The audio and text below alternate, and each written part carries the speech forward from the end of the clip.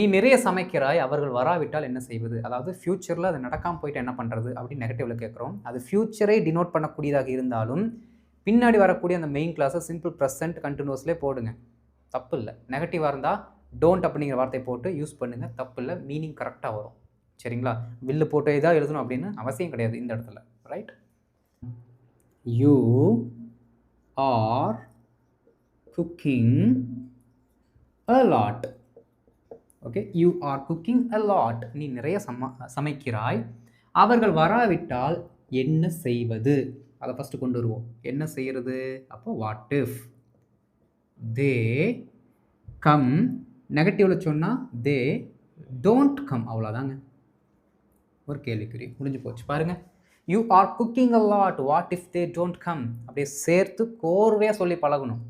அவனால் இதை சாதிக்க முடிந்தால் என்ன பண்ணுறது? ஐயோ டே, அவன் இதை பண்ண மாட்டான் அப்படின்னு சொல்லி தான் அவங்ககிட்ட கொடுத்தோம், நமக்கு நல்ல பேர் கிடைக்கும். ஒருவேளை அவனால் இதை பண்ண முடிஞ்சால் நம்ம என்ன பண்ணுறது? வாங்க, என்ன பண்ணுறது பாருங்க. வாட் இஃப், அவனால் இதை சாதிக்க முடியும்னு சொல்லணும். முடிந்தால் இருக்குது, அப்போ முடியும். Okay, what if he is able to அப்படின்னு நான் சொல்கிறேன். ஹீ கேன் அப்படின்னு சொன்னாலும் கரெக்டு தான். நான் இங்கே கேனுக்கு பதில் இஸ் ஏபிள் டு அப்படிங்கிற வார்த்தை யூஸ் பண்ணுறேன். சரிங்களா? What if he is able to achieve it. What if he can achieve it? Correct, ரெண்டுமே ஒரே அர்த்தம் தான்.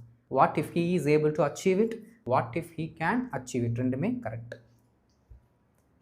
நாளைக்கு பள்ளிக்கு விடுமுறை விடாமல் இருந்தால் என்ன செய்வாய்? ஓகே, என்ன செய்வாய்? வாட் இஃப், எல்லாத்துக்கும் ஒரே ஃப்ரேஸ் தான், ரூட் வேர்ட் தான். ஓகே, வாட் இஃப் நாளைக்கு பள்ளிக்கு விடுமுறை விடாமல் இருந்தால். ஓகே, வாட் இஃப் ஒரு டம்மி சப்ஜெக்டை போட்டுக்கலாம். Okay, there is no holiday for schools tomorrow. Okay, பாருங்க, what if there is no holiday for schools tomorrow? You haven't completed your homework, you haven't completed your record work. What if there is no holiday for schools tomorrow?